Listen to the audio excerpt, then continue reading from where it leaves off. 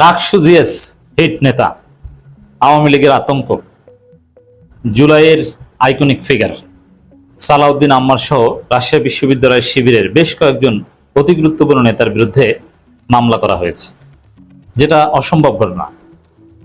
এই জুলাইয়ের ফিগাররা যারা জুলাই অভ্যুত্থান ঘটিয়েছে, জুলাইয়ের ধারক বাহক, ১.৫ বছর যেতে না যেতেই তারা মামলায় পড়বেন, এটা অসম্ভব ঘটনা, এটা ঘটেছে। তাও আবার কি আওয়ামী লীগের সাথে লাগতে যে এখন মামলা খেয়েছে। আমি এই কারণে অসম্ভব বললাম। স্বাভাবিকভাবে বিএনপির সাথে লাগতে যে যদি মামলা খায়, ইটস নর্মাল, বিএনপি ক্ষমতায় তারা মামলা দিবে।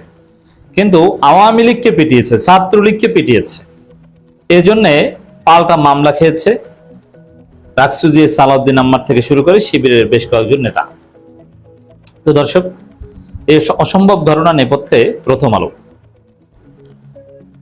ছাত্রলীগকে পিটিয়েছে, তাও ছাত্রলীগ আগে হামলা করেছে। তারা বিশ্ববিদ্যালয় ক্যাম্পাসে অস্থিতিশীলতা তৈরি করার উদ্দেশ্যে জড়ো হয়েছে এবং নানান বেয়াদবি করেছে। ঘটনার সূত্রপাত ছাত্রলীগ করেছে, যার ফলে ছাত্রলীগ কিছু উত্তম মাধ্যম দিয়েছে রাকসু জিএস, সালাউদ্দিন আম্মার থেকে শুরু করে কয়েকজন শিবির নেতা। It's very normal. এটা জুলাইয়ের চেতনা, এটা জুলাই বিপ্লবের একটা আউটকাম এবং আফটার শক বলা যায়। কারণ বিপ্লবের পর পতিত শক্তি এরকম রাস্তাঘাটে ২-৪টা মার খাবে, এটাকে আপনি কোনো কিছুতেই অস্বীকার করতে পারবেন না। হ্যাঁ, এটা তো কমে গিয়েছে, এখন এটা জাস্ট একটু উত্তম মাধ্যম, এটা কিন্তু ওইভাবে মেরে হত্যা করা নয়। সেজন্যে মামলা করে তাদেরকে ফাঁসাতে চাওয়া, এটা আওয়ামী লীগ পুনর্বাসন বা আওয়ামী লীগ সোসাইটিতে আবার মেইন স্ট্রিম হয়েছে, এরকম একটা আলামত বহন করে। এখন আওয়ামী লীগ তো পালাতক, ছাত্রলীগ কেউ ছদ্মবেশী, গুপ্ত। কারণ গুপ্ত কি, শিবির একসময় গুপ্ত ছিল। কারণ শিবিরকে ধরতে পারলে যদি জিজ্ঞেস করতো তুমি কি শিবির, তখন সে বলতো না যে হ্যাঁ আমি শিবির, পরিচয় অস্বীকার করতো। এখন ছাত্রলীগ হিসাবে যারা মার খাচ্ছে তাদেরকে মারার পরে জিজ্ঞেস করলে বলছে না না না আমরা তো ছাত্রলীগ না, একসময় করতাম এখন করি না। তো গুপ্ত আকারে আছে ছাত্রলীগ। সেই গুপ্ত নিষিদ্ধ ছাত্রলীগ তারা মামলা করে কার বিরুদ্ধে? জুলাইয়ের আইকনিক ফিগারদের বিরুদ্ধে, সালাউদ্দিন আম্মারদের বিরুদ্ধে, নির্বাচিত ছাত্র প্রতিনিধিদের বিরুদ্ধে। কত বড় স্পর্ধা এবং কত বড় অর্জন তাদের। এই ঘটনার নেপথ্যে প্রথম আলো। কারণ ছাত্রলীগকে মেরেছে এবং এই মাইটটা তাদের প্রাপ্য ছিল, এটা যে কেউ স্বীকার করবেন। আর পতিত ফ্যাসিস্টরা এরকম ২-৪টা মার খাবেন, এটা রিয়ালিটি। এটা আমরা অনেকে যারা এই মারামারি সমর্থন করি না, আমরা চাইলেও এটা বন্ধ করতে পারবো না। তো দর্শক, এটা ঘটেছে। এখন মামলাটা কিভাবে হয়েছে দেখেন। মিডিয়া শিবির, সালাউদ্দিন আম্মারদের বিরুদ্ধে কত বড় ঘটনা ঘটাতে পারে এখান থেকে প্রমাণিত হয়েছে। কারণ হামলা করে মাইর দিয়েছে টুকটাক ছাত্রলীগকে। প্রথম আলো থেকে শুরু করে সমস্ত মিডিয়া বিষয়টা এভাবে উপস্থাপন করেছে যে শিক্ষার্থীদের উপর সালাউদ্দিন আম্মার এবং শিবির হামলা, অথচ শিক্ষার্থীদের উপর হামলা না, হামলাটা হচ্ছে ছাত্রলীগের উপর। হামলাও না, ওটা জাস্ট টুকটাক উত্তম মাধ্যম, সামান্য মাইর, ওটা মারাত্মক কোনো মাইর না। আর এটা পাল্টা প্রতিরোধ। আপনি ইনসাফের সাথে এই ঘটনা বিশ্লেষণ করলে এটাকে হামলা, মাইর বলতে পারবেন না, জাস্ট প্রতিরোধ করেছে। আর এটাকে দেখিয়েছে যে শিক্ষার্থীদের উপর শিবিরের হামলা, শিক্ষার্থীদের উপর সালাউদ্দিন আম্মারের হামলা, অথচ দেয়ার নিষিদ্ধ ছাত্রলীগ।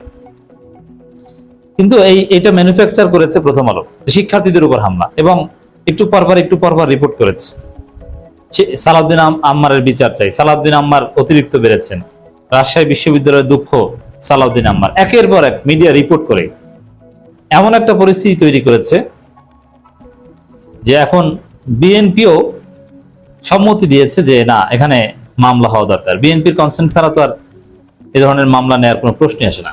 বিশ্ববিদ্যালয় প্রশাসন বাধ্য হয়েছে সেই ছাত্রলীগকে গ্রেপ্তার করতে, কিন্তু মিডিয়া পরবর্তীতে এমন পরিস্থিতি তৈরি করেছে বিশ্ববিদ্যালয় প্রশাসনকেও এখন বেঁকে বসতে হচ্ছে। এর মানে মিডিয়ার কাছে অসহায়, প্রথম আলো গঙের কাছে অসহায়। প্রথম আলো যদি ধারাবাহিকভাবে এভাবে রিপোর্ট না করত, বাস্তব ঘটনাটাকে উল্টে না দিত, নিষিদ্ধ ছাত্রলীগকে শিক্ষার্থী বলে চালিয়ে না দিত, এভাবে যদি কনসেন্ট ম্যানুফ্যাকচারিং না করতো, সালাউদ্দিন আম্মার বা শিবির নেতাদের বিরুদ্ধে এভাবে না লাগতো, এই মামলা করার সাহসই ওরা পেত না। এমনকি আপনি খোঁজ দেন এই পতিত ছাত্রলীগের লোকজন যারা মামলা করেছে তাদেরকে এই প্রথম আলো গং নিঃসন্দেহে এনকারেজ করেছে, যাও তোমরা মামলা করতে, আমরা আছি, মামলা না নিলে আমরা রিপোর্ট করবো, হ্যাঁ তোমাদের মারবে মানে, আর তোমরা ছাত্রলীগ হলো সেটা আইন দেখবে, ওরা তোমাদের গায়ে হাত দিবে। অথচ ওরা আগ বাড়িয়ে হাত দেয়নি, আগে ওরা হামলা করেছে, সালাউদ্দিন আম্মার শিবির জাস্ট প্রতিরোধ করেছে, অথবা তারা পাল্টা প্রতিরোধ করেছে। উস্কানি দিয়ে ছাত্রলীগ নেতাদের মাধ্যমে সালাউদ্দিন আম্মার এবং শিবিরের নেতাদের বিরুদ্ধে মামলা করানো হয়েছে। তো এখান থেকে শিবির, সালাউদ্দিন আম্মার এদেরকে শিখতে হবে যে প্রথম আলো গং এখনো কি পারে। এখান থেকে অনেক কিছু স্পষ্ট হয় যে আসলে জুলাই বিপ্লবে জাস্ট রেজিম চেঞ্জ হয়েছে, কিন্তু আওয়ামী শক্তি, এস্টাবলিশমেন্ট আগের মতোই আছে। তারা এতদিন জাস্ট অনেকে একটু চুপসে গেছিল বা একটু ঘাপটি মেরেছিল, কিন্তু স্বরূপে হাজির হচ্ছে।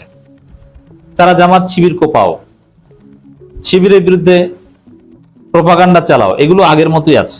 অন্যায় না করলেও সেটাকে অন্যায় বানাও, তাদেরকে ফাঁসাও, সেটা আগের মতোই আছে। এমনকি জুলাই বিপ্লবীদের ভিলিফাই করো, তাদের চরিত্র হনন করো, সালাউদ্দিন আম্মারকে সন্ত্রাসী হিসেবে উপস্থাপন করো। আওয়ামী লীগের মনের আশা পূরণ হচ্ছে। সালাউদ্দিন আম্মারকে আপনি কিভাবে স্টাডি করবেন? সালাউদ্দিন আম্মারকে সবচেয়ে বেশি গালি দেয় বা দেখতে পারে না আওয়ামী লীগের লোকজন। এটাই তো সালাউদ্দিন আম্মার যে হকের পথে আছেন তার প্রমাণ। ব্যক্তি হিসেবে যে কারো, এটা যেমন শিবিরের যিনি ভিপি, তারও তো কিছু ভুল আছে। যেমন তিনি যে স্টাইলে সাংবাদিকদের নিয়ে কথা বলেছেন, এটা নিঃসন্দেহে বাড়াবাড়ি।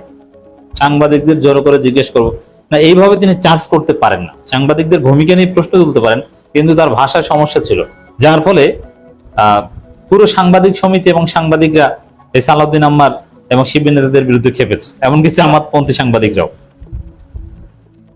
এরকম ভুল ত্রুটি আছে সালাউদ্দিন আম্মার বা যে কারো আছে, কিন্তু তারপরেও দেখবেন যে সালাউদ্দিন আম্মারের প্রধান শত্রু হচ্ছে আওয়ামী লীগ, দেন হচ্ছে বিএনপি।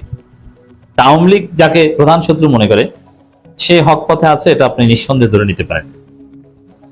তো দর্শক, রাজশাহী বিশ্ববিদ্যালয়ের কেন্দ্রীয় গ্রন্থাগারে দফায় দফায় মারধরের ঘটনায় রাকসু জিএস সালাউদ্দিন আম্মার ও AGS S M Salman Sabbir সহ 9 জন রাকসু প্রতিনিধি ও শিবির নেতার বিরুদ্ধে হত্যা চেষ্টা মামলার আবেদন করা হয়েছে।